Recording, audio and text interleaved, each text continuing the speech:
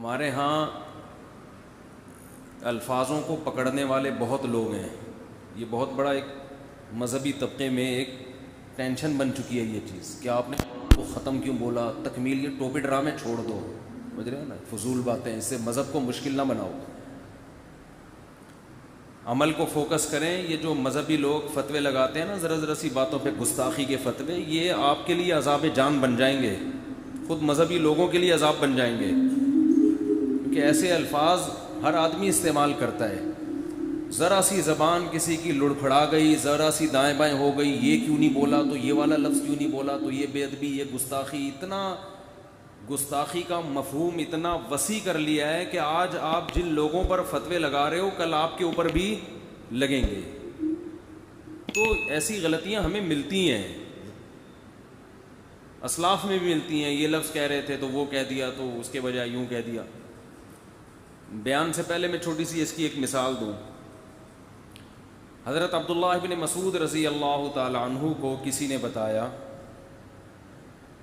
کہ یہ جو حضرت خضر علیہ السلام اور موسیٰ علیہ السلام کا قرآن میں واقعہ ہے نا, کہ حضرت موسیٰ علیہ السلام کہاں گئے, خضر علیہ السلام سے ملنے کے لیے. کسی نے بتایا کہ فلاں شخص یہ کہتا ہے, حالانکہ وہ فلاں بھی بڑے عالم تھے, وہ یہ کہتے ہیں کہ یہ وہ والے موسیٰ نہیں ہیں, یہ کوئی اور موسیٰ ہیں. عبداللہ بن مسعود غضبناک ہوئے, انہوں نے فرمایا کذب عدو اللہ, اللہ کے دشمن نے غلط کہا ہے, جھوٹ کہا ہے. غضبناک ہو گئے کہ موسیٰ کلیم اللہ جو تھے ان کو کوئی اور موسیٰ بنا دیا. اب حضرت عبداللہ بن مسعود نے جن کے بارے میں کہا نا وہ بھی بڑے پہنچے ہوئے تھے. اب سوال پیدا تو ان کو اللہ کا دشمن کیوں کہہ دیا؟ اللہ کا دشمن تو کیا ہوتا ہے؟ کافر ہوتا ہے. کذبہ کا معنی جھوٹ, جبکہ وہ ثقہ ہیں, نہ وہ اللہ کے دشمن ہیں بلکہ وہ تو مسلمان ہیں, اور ساری امت کا عقیدہ ہے کہ وہ کیا ہیں, مسلمان بھی ہیں, نیک بھی ہیں. تو اب بہت سے لوگ عبداللہ بن مسعود رضی اللہ تعالیٰ عنہ کی بات کے مطلب لے کے اس کی تشریحات ہو رہی ہیں, ان کا یہ مطلب تھا تو یہ مطلب تھا. ہمارے حضرت نے فرمایا کوئی مطلب نہیں تھا, غیرت میں ایک بات انہوں نے کہہ دی ہے, ٹھیک ہے نا.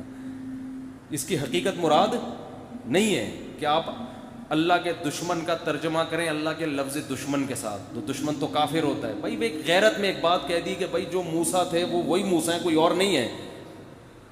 تو اب یہ نہیں کہ اس کو آپ اللہ کا دشمن کا مطلب وہ بالکل اس پہ وہی فٹ کریں. کہ بعض دفعہ انسان غضب کی کیفیات میں ہوتا ہے, تھوڑا سخت الفاظ استعمال کر لیتا ہے, آپ پکڑ کے بیٹھے ہوئے کہ اس کا یہ مطلب ہے, کوئی مطلب نہیں ہے. عبداللہ بن مسعود بھی ان کو مانتے تھے, نیک آدمی ہیں, بس ان کی بات کو سختی سے انہوں نے رد کر دیا.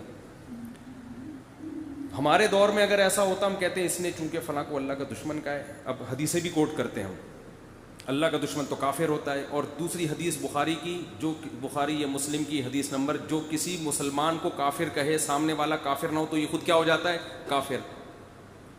اب یہ بال کی کیا اتار لی جا رہی ہے, کھال. اور یہ فتنہ, حوالے ہوں گے, حدیثوں کے حوالے بھی مل جائیں گے.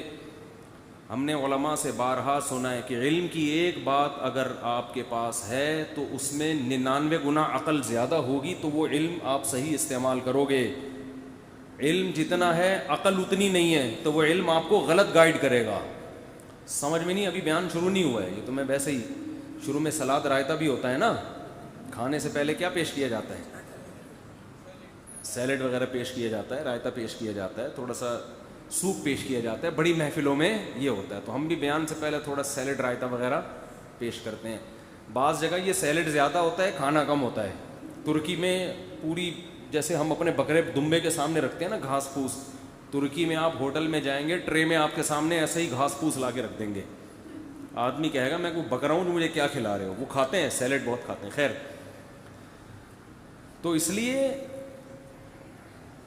جو لوگ امت میں جوڑ پیدا کرنا چاہتے ہیں ان کا علم کا بیان کرنے کا انداز مختلف ہوتا ہے. جو توڑنا چاہتے ہیں وہ بھی دلائل سب کے سیم ہوتے ہیں.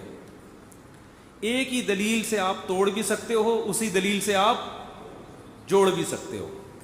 یہ آپ کا مزاج ہے کہ آپ چاہتے کیا ہو. ہر دلیل میں یہ صلاحیت ہوتی ہے کہ آپ آگ بھی لگا سکتے ہو اور آپ لوگوں کو جوڑ بھی سکتے ہو اس سے. تو اس کی بہت ساری مثالیں ہیں, پھر میں دوں گا تو میرا ٹاپک سارا چینج ہو جائے گا. دیکھو اس کی میں ایک مثال دوں. اکثر میاں بیوی کی لڑائیاں ہوتی ہیں نا, لوگ سلو کرواتے ہیں. تو آپ کا پھڈا, میاں بیوی کا پھڈا ہوا, شوہر کو جا کے آپ نے شوہر کے حقوق سمجھانا شروع کر دیے قرآن و حدیث کی روشنی میں کہ تمہارا بیوی پر کے اوپر یہ حق ہے.